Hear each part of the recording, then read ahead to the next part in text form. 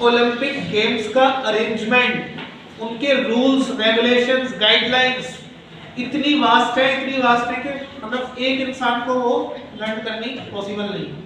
But ancient time में ऐसा नहीं था, पुराने समय में ऐसा नहीं था, इतने ज्यादा रूल्स रेगुलेशंस नहीं थे, लेकिन कुछ थे। वो क्या थे वो आप समझिए यहाँ। Rules for competitions. When the Olympic games were organised in 776 BCE, certain rules were framed for competitors of various sports competitions which were engraved on a bronze plate. कुछ रूल्स बनाए गए थे प्रतियोगिता में भाग लेने वाले खिलाड़ियों के लिए, जो कि ब्रॉन्ज की प्लेट पर लिखे हुए थे।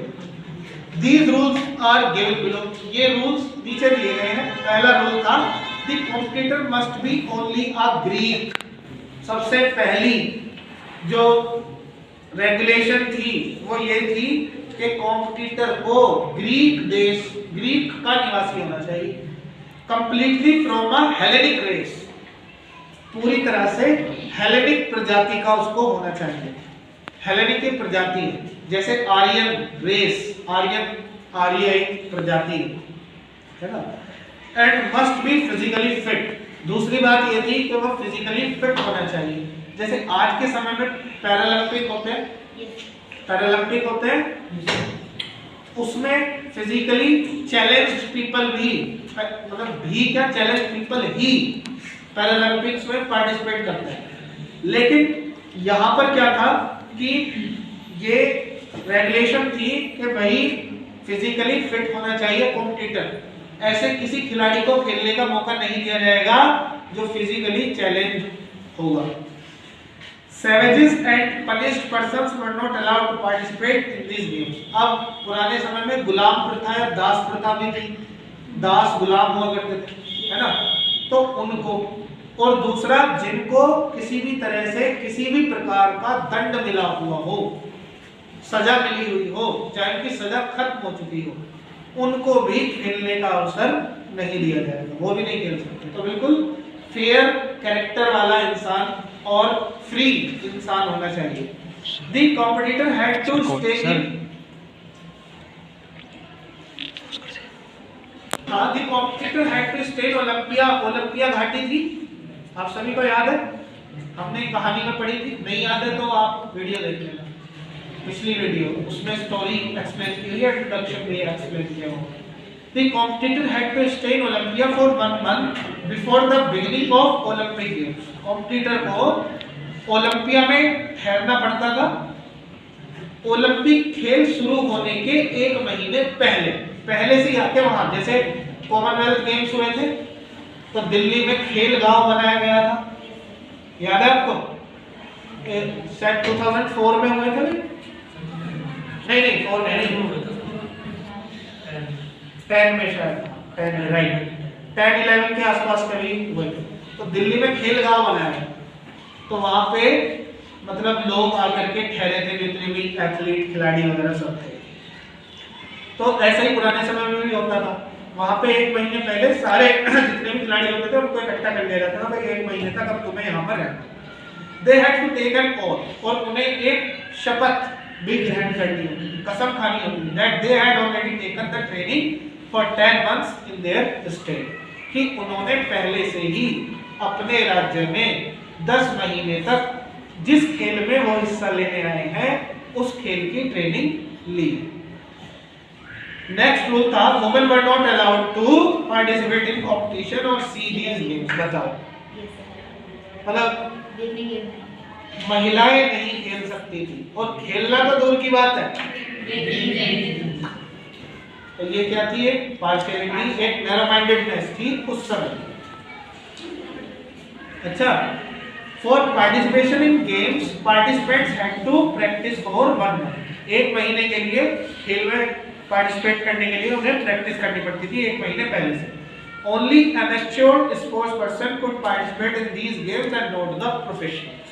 अब आप सभी जानते हैं ओलंपिक खेल की जो शुरुआत हुई थी ओलंपिया वैली में, इसमें जो सबसे पहला खेल था वो खेल क्या था? वो खेल था कि 2 लोग आपस में लड़ते थे, उनकी फाइट होती थी 1 to 1, 1 to 4 कई बार, है ना। और इसको आप एक ऐसी रेसलिंग मान लो जो रेसलिंग खत्म एक ही तरीके से होती है कि दो में से कोई एक मर जाए, तो उनको ग्लैडिएटर बुलाया जाता, ग्लैडिएटर कहा जाता था उन्हें।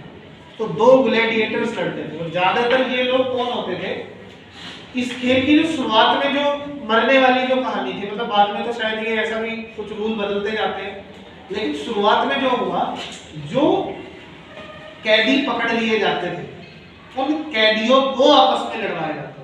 और ये शौक हुआ करता था, बड़े बड़े ऑडिटोरियम टाइप बनाए जाते थे और उसमें व्यूअर्स आते थे और व्यूअर्स देखते थे। तो ग्लैडिएटर्स लड़ते थे आपस में और उनमें से कोई एक जो है वो मर जाता, मतलब मरना ही होता था, तो गेम इसी तरह से खत्म होता। लेकिन धीरे धीरे और गेम्स इसमें इंक्लूड होते गए, जैसे भारत का खेल क्या था, कुश्ती और कबड्डी, और धीरे धीरे खेल उसमें वहां ग्रीक में इंक्लूड होते गए और रूल्स बनते गए। तो उन खेलों में होने क्या लगा शुरुआत में कि जो एक इंसान ने कई फाइट लड़ी, 10, 20, 50 कई फाइट लड़ी, अब वो कैसा हो गया, अब वो कोई एमेच्योर तो रहा नहीं, वो क्या बन गए, प्रोफेशनल फाइटर बन गए, उसको पता है। तो जीतने के चांसेस उसके तो 100% ही किसी अगेंस्ट किसी एमेच्योर पर्सन के, एमेच्योर किसी एथलीट के।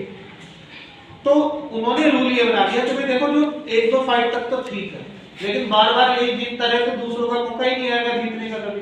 तो प्रोफेशनल जो हो जाते थे, पेशेवर जो लोग हुआ करते थे खिलाड़ी, उनको नहीं खेलने दिया, केवल एमेच्योर खिलाड़ियों को, एमेच्योर जो है परिपक्व होते हैं उन खिलाड़ियों को इसमें भाग लेने का अवसर मिलता है।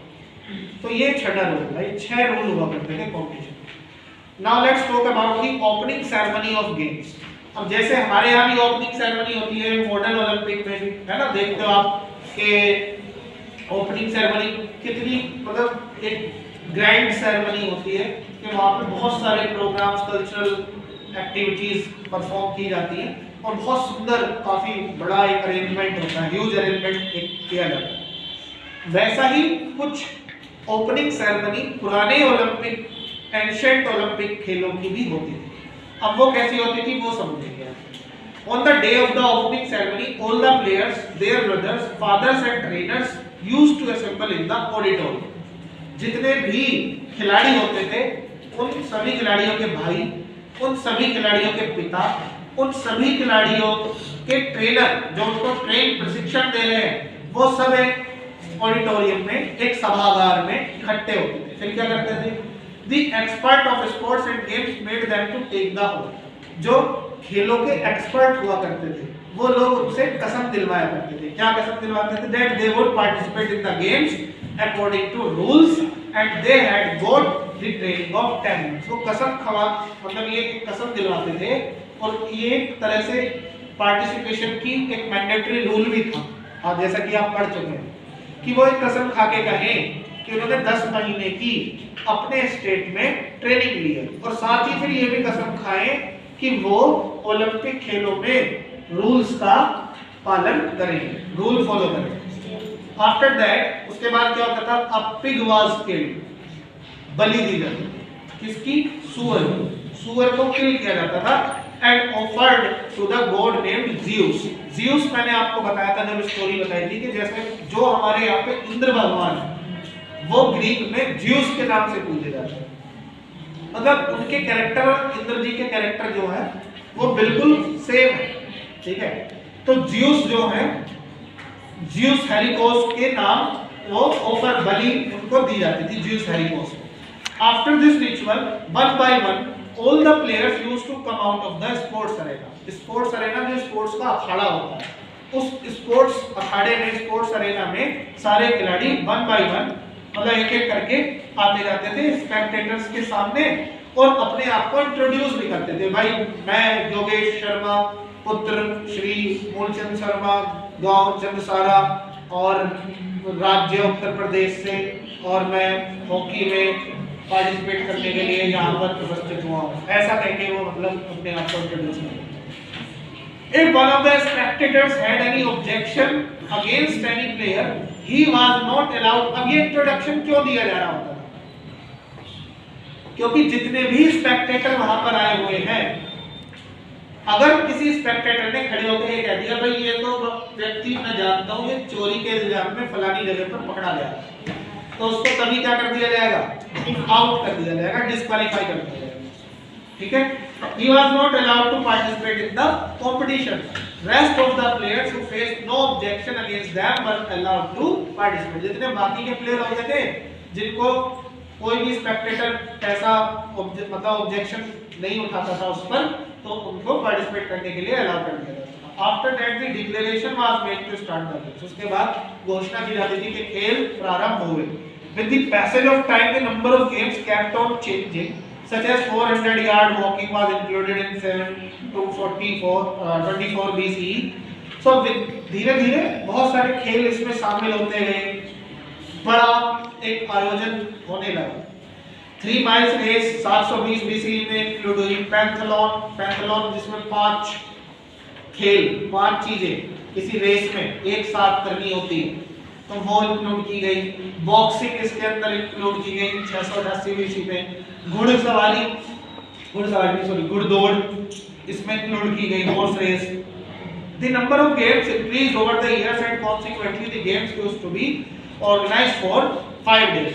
अब पहले तो ये 2 दिन का 3 दिन का प्रोग्राम होता था, अब क्योंकि गेम बढ़ते गए तो अभी कितने दिन का हो गया? 5 दिन का हो गया। On the first day, पहले दिन क्या होता था? केवल रिलीजियस फंक्शंस होते थे कि जो पिग स्लॉटरिंग है वो होगी और वो इंट्रोडक्शन होगा, ओथ टेकिंग सेरेमनी होगी। पहले दिन तो ये सब कुछ होता है। एंड आफ्टर दैट उसके बाद चैरिट रेस होती थी, मतलब रथ पर सवार होकर घुड़सवार घोड़े भगाते थे अपने, जो रथ आगे निकल गया वो जीत गया। चैरिट रेस होती थी, फिर हॉर्स रेस होती थी, फिर घोड़े पर दौड़ते थे। एंड पैंथलॉन फिर कराया जाता था, मतलब ऐसी दौड़ जिसके अंदर 5 तरह की बाधाएं वगैरह होती है, पैंथलॉन होता है। In the morning of third day, the ritual of sacrifice of animals was performed। और तीसरे दिन की मॉर्निंग को थर्ड डे मॉर्निंग को भी एनिमल सैक्रिफाइस किया जाता। After that competitions of races, wrestling and boxing were held. उसके बाद बॉक्सिंग, रेसेस का कंपटीशन, रेसलिंग का कंपटीशन, बॉक्सिंग का कंपटीशन कराया जाता था। फोर्थ डे फिक्स था किस काम के लिए? एथलेटिक इवेंट्स के लिए, रेसलिंग के लिए और बॉक्सिंग के लिए, 4 day. And on the 5th day recreational programmes were organised. फिर 5वें दिन थोड़ा रिक्रिएशनल आमोद प्रमोद के कार्यक्रम जो कल्चरल प्रोग्राम्स होते हैं वो कराए जाते हैं। ठीक है? अब कुछ अवार्ड्स भी थे, जैसे आज के समय में क्या मिलता है? Gold medal, silver medal, bronze medal, है ना? और भी कुछ मिलता है, उसकी धनराशि होती है अलग अलग, है ना? लेकिन पुराने समय में ऐसे अवार्ड कुछ नहीं। पुराने समय में क्या अवार्ड? फूलों की माला। Less attention was paid to awards. देखिए पुराने समय में ओलंपिक खेलों में अवार्ड पर कोई ध्यान नहीं दिया जाता था, बहुत थोड़ा ध्यान दिया जाता। ओनली फूड ग्रेन, अनाज लेवल के 2 बोरी गेहूं इनाम में मिलते हैं। ठीक है? इस तरह से फूड ग्रेन या तुम्हें भैंस पुरस्कार में दी जाती है, एनिमल्स दिए जाते थे, बकरी तुम्हें पुरस्कार में मिलती है, गोट मिलती है, इस तरह से पुरस्कार थे। After that a crown made of olive leaf, जैतून की पत्तियों की एक क्राउन बना हुआ देखा होगा आपने, ग्रीक अफसर जो होते हैं वो ऐसा हेड गियर पहनते हैं, was given to the winners, वो विनर्स को दिया जाता है। More stress was laid on respected one, मतलब ज्यादा स्ट्रेस इस बात पर नहीं था कि पुरस्कार नहीं, इस बात पर था कि वो खेल में जीते उनको सम्मान मिले, उनके राज्य को सम्मान मिले, इस बात पर ज्यादा फोकस था। Instead of awards to the players in these games, statues were also made of the winners। कई बार ऐसा होता था कि स्टैचू तक बनवा दिए जाते थे कि भाई हमारे रिठानी शहर शहर टाउन, रेठानी टाउन में ओलंपिक खेल में भाग लेने के लिए श्री श्री यश मित्तल जी गए थे और ये जीत करके आए हैं और इनका स्टैच्यू बनाया जाता है गोगला रोड पर। तो ऐसा स्टैच्यू बनवा दिया जाता है। Poems were also composed in praise of winners, जीतने वालों की प्रशंसा में कविताएं गढ़ दी जाती थी, कवि कविताएं लिखते थे, है ना। And their names were recorded in the annuls of history, और इतिहास के दस्तावेजों में उनके नाम हमेशा हमेशा के लिए दर्ज कर दिए गए। Even the players used to participate in these games for respect and honor and not for the sake of honor. याद रखिए जब खिलाड़ी भी होते थे उन्हें कोई इनाम नहीं चाहिए होता था, वो भी बस इसलिए इसमें पार्टिसिपेट करते थे for sake of respect and honor. ठीक है, that's it for today.